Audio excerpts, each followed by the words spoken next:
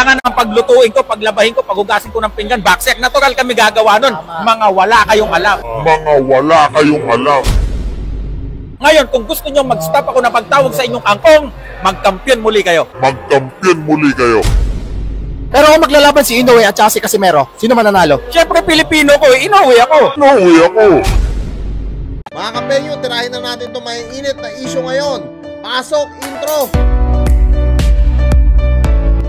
Hey yo, what's up sa inyo mga kapenyo? At today meron na naman tayo napakainit na reaction video ngayong araw. Jormel Labrador na interview nga etong si Silver Boys TV about nga dito sa awayan nga nila neto ni Utol Jarrell Casimero at Jason Casimero. At dito mga kapenyo, merong mainit na mensahe etong si Silver Boys TV na kung saan sinasabi nga niya dito kung ayaw nga raw ninyo na natatawag na kangkong, mag-champion daw muna kayo, no? Casimero Brothers, lalong-lalo na si Utol Jarrell Casimero, ang mensahe dito neto ni Silver Boys, no, na kung saan talagang pag nag-champion nga raw muli, etong si Utol Jarrell Casimero, hihinto na nga raw, no? Etong si Silver Boys TV sa pagtawag niya dito sa magkapatid na kangkong. At tara mga kapenyo, wag na natin patagalin at sabay-sabay natin panoorin. Eto nga mainit na interview neto ni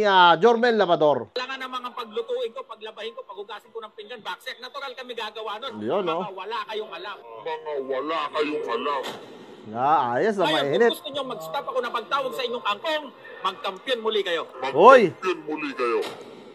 Pero kung maglalaban si Inoue at saka si Casimero, sino mananalo? Siyempre, Pilipino ko, Inoue ako. Inuwi ako. Gago talaga to si Silver Boys Pilipino nga naman daw siya, kay Inoue daw siya, no? Mapang-asar din no? Kasama natin ngayon si Silver Boys TV kasi di ba nung nag-post tayo, ang daming nagalit sa comment section. So ngayon kukunin natin yung explanation niya. Bro, dati kasi sabi sa'yo parang bakit daw taga-Punas ka lang Taga-Punas ka lang. daw ni Casimero tapos nung tinanggal ka parang galit na galit ka raw. Yun ang sabi nila. Alam mo, Brad, Yan mga kapenyo, actually sa akin, napakarami rin nagme-message o nagko-comment, no, na taga-Punas nga lang daw etong si Silver Boys nung araw, nung mga panahon na nasa Casimero Brothers siya. Tapos, nga mga kapenyo, no, kahit pala kay Haring Bangis, napakaraming mga nagme-message, no. Panoorin natin at pakinggan natin yung sasabihin dito ni Silver Boys, no, kung paano niya maipagtatanggol din ang kanyang sarili dito sa mga fans nga neto ni Casimero na kung saan tinatawag nga siyang taga-Punas. higit taga-Punas na yon, ipinagmamalaki ko yun. Yun, no? Mamalaki ko yun. Proud ako na ginawa ko yun. Ginawa ko yun. Yun, no? Sa boxing team ganun di ba?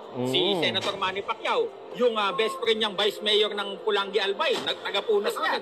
Oo. Si Coach Nonoy Neri, milyonaryo sa Davao yan. Milyonaryo sa Davao yan. Tagaluto niya.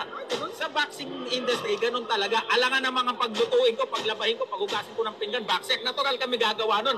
Mga wala kayong alam. Woo!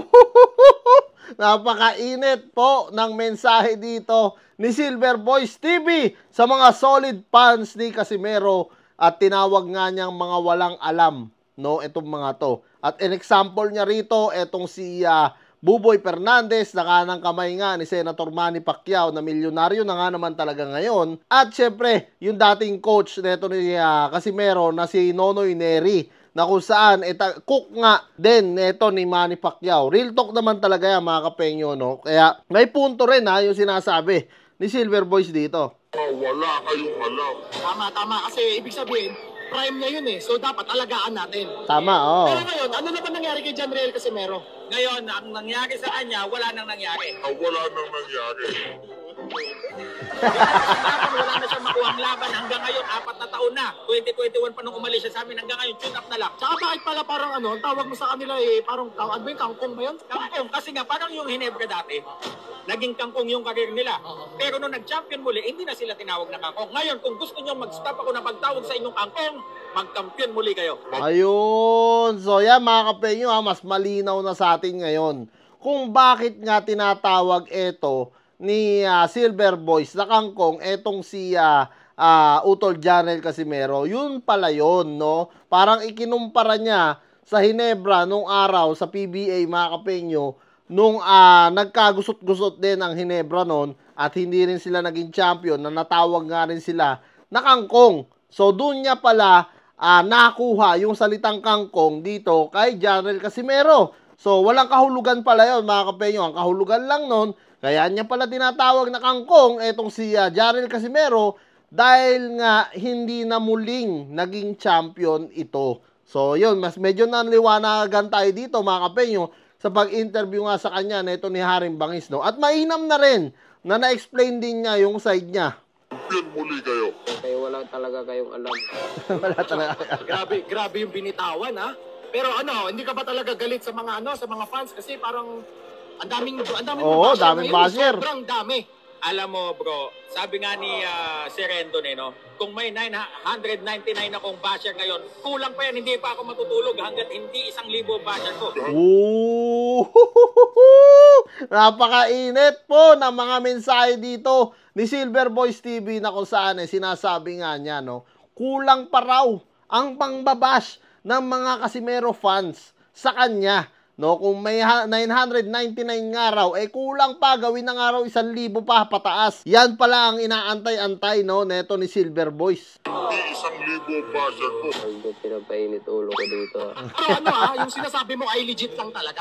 Oo, yung lihiti mong impormasyon na yon, hindi ko ikokompromiso yon sa suporta ng ilang mga basher para lang makuha ko suporta nila. Mas gusto ko hiltokin kayo araw-araw at gisingin kayo ng katotohanan. At hindi ako titigil hanggat hindi pa rin kayo bukas sa katotohanan. Yun, putong ina, napakalupit ng mensahe dito ni Silver Boys, baka kapenyo, no? Talagang ginigising niya, no, ngaraw sa katotohanan etong mga solid fans ni Casimero, no? Dahil hanggang ngayon daw, 4 na taon na, hindi pa rin nagiging champion na ulit, no? Etong si Utol Jarrell Casimero. Pero para sa akin naman, mga kapenyo, no? Ito, sarili ko lang opinion, nagkikwentuhan lang naman tayo dito, mga kapenyo.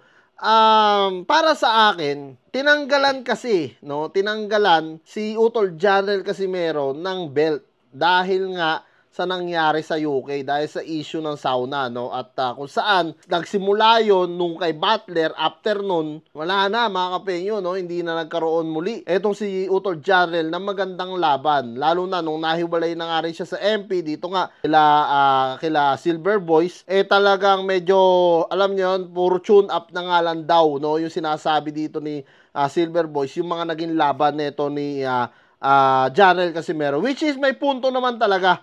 Ito rin si Silver Boys, no? Sa isip nila. Hanggat sagado. Nakuha natin yung pahayag niya kasi ang daming nang babasya. Sinisend sa akin yung picture na pinupunasan mo dati si Casimero. Tagapunas. Galit na galit ka na raw sa kanya. Bitter na bitter ka na. Peter ka na. Sabi nila Hindi totoo yun. Alam mo, yung ginagawa ko lang ngayon ay para din sa kanila. Kasi sinasabi ko sa kanila, ito gawin nyo para makabawi kayo, pero hindi nila ginagawa. Kaya yan, kangkong sila. Wala silang makuha malaking laban ngayon. Pero kung maglalaban si Inoue at saka si Casimero, sino mananalo? Siyempre, Pilipino ko. Inuwi ako. Pilipino raw siya kay Inoue siya. Talagang bitter ni Utol Jarrell Casimero. Iba ka talaga, Silver Boys. So ayan mga kapenyo, no, ano nga masasabi nyo dito sa napakainit na mensahe ni Silver Boys na naman dito kila Utol Jarrell Casimero. At alam naman natin mga kapenyo, since day one, simula nang magkagalit sila, ayaw na talagang tantanan ni Silver Boys etong magkapatid na Casimero, na kung saan talagang si Silver Boys, no, ang kanilang kryptonite. Kumbaga kung merong Superman, ito ang kanilang kryptonite, no, ang kahinaan ni Utol Jarrell Casimero, dahil nga alam naman natin talagang nandyan lagi si Silver Boys para bashin o iriltokin etong sila Casimero hanggat hindi nga raw nagcha-champion na ito. Kaya pagka si Utol Jarrell Casimero nanumbalik sa pagka-champion, tatandaan ko yung mensahe ni Silver Boys dito na hindi na natatawagin na kangkong pagka nag-champion nga raw etong si Utol Jarrell Casimero muli. So kung kayo ang tatanungin ko mga kapenyo, ano nga masasabi nyo dito sa napakainit na mensahe ni Silver Boys TV sa magkapatid na Casimero? Comment nyo na lang down below lahat ng mga opinion nyo mga kapenyo, at lahat po yan mga basa ko. Maraming salamat mga kapenyo, at kita-kita lang tayo sa susunod kong reaction videos.